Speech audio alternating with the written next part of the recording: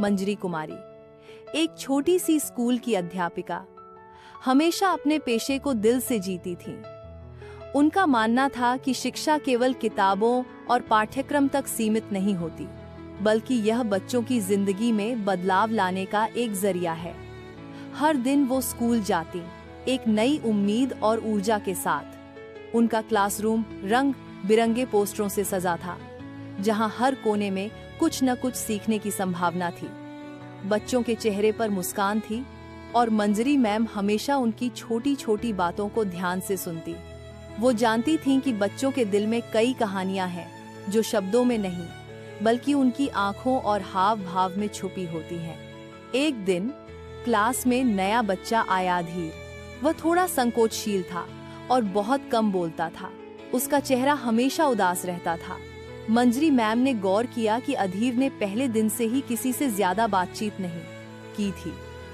वह अक्सर अकेला बैठता और बस खामोशी से खिड़की से बाहर देखता।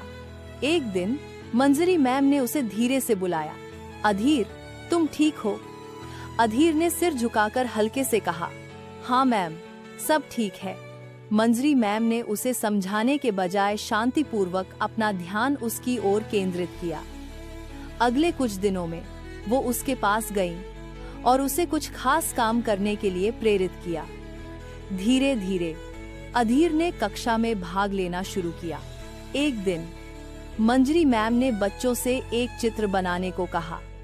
हर बच्चे को अपनी पसंदीदा चीज का चित्र बनाना था। जब अधीर ने अपना चित्र प्रस्तुत किया तो सभी चौंक गए। उसने एक बड़ा सा पेड़ बनाया था जिसमें सैकड़ों छोटे छोटे पक्षी बैठे थे। मंजरी मैम ने उसकी ओर देखा और कहा, यह चित्र बहुत खास है अधीर। तुमने अपनी खामोशी को इस पेड़ के रूप में व्यक्त किया है। तुम एक बहुत अच्छे चित्रकार हो। अधीर के चेहरे पर हल्की सी मुस्कान आई। वह महसूस कर पा रहा था कि उसकी बातें, उसकी भावनाएं अब समझ ही जा रही थीं। वह सिर्फ एक विद्यार्थी नहीं था, वह अपनी दुनिया, अपनी कहानी, अपनी विशेषताओं के साथ था। कुछ महीने बाद अधीर ने अपनी पहली कविता लिखी और मंच पर सभी के सामने प्रस्तुत की।